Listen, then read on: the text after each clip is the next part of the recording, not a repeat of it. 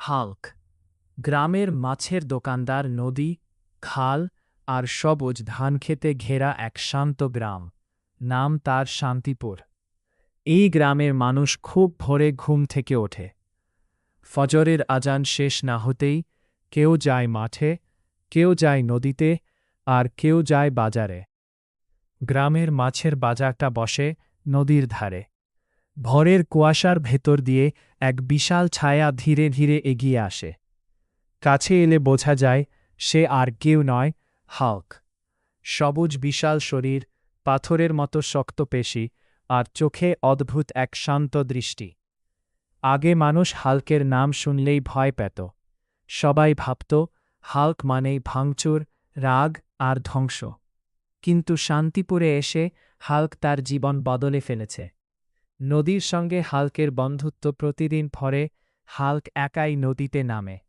বিশাল জাল হাতে নিয়ে সে পানিতে দাঁড়ায়। এক টানে জাল তুললেই ধরা পড়ে বড় বড় রুই, কাতলা, বোয়াল আর শোল মাছ।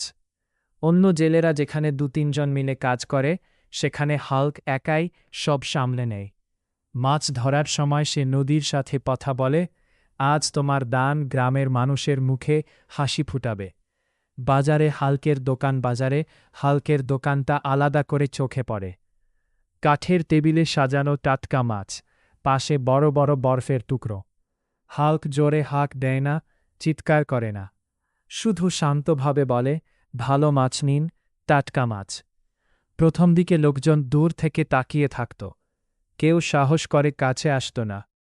কিন্তু একদিন এক বৃদ্ধা কাঁপা কাঁপা হাতে বললেন, বাবা, একটু ছোট মাছ আছে?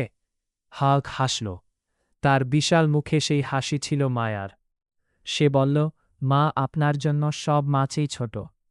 সে বৃদ্ধাকে কম দামে ভালো মাছ দিয়ে দিল। সেই দিন থেকেই মানুষের ভয় কমতে শুরু করল। সততার পরিচয় হাল্ক কখনো ওজনে কম দেয় না। পাল্লায় যদি আন কম বেশি হয়, সে নিজেই বলে, এইটা বেশি হয়ে গেছে। একদিন এক গরিব জেলে এসে বলল, ভাই, আজ মাছ কম ধরেছি, বিক্রি হলে ঘরে চাল যাবে। হাল্ক নিজের দোকানে সেই মাছ রেখে দিল এবং বলল, আজ আমার দোকানে তোমার মাছও বিক্রি হবে। সেই দিন জেলের সব মাছ বিক্রি হয়ে গেল। অসৎ মাছওয়ালার শিক্ষা। বাজারে একজন অসৎ মাছওয়ালা ছিল। সে পুরনো মাছ নতুন মাছের নিচে লুকিয়ে বিক্রি করত। মানুষ অসুস্থ হচ্ছিলে, কিন্তু ভয়ে কেউ কিছু বলত না। একদিন হাল্ক নিজেই এগিয়ে গেল। তার ভারী পা ফেলে সামনে দাঁড়িয়ে শান্ত কণ্ঠে বলল, তুমি যদি ঠকাও, বাজারের বদনাম হবে।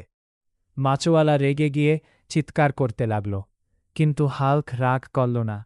সে শুধু পচা মাছগুলো তুলে নদীতে ফেলে দিল।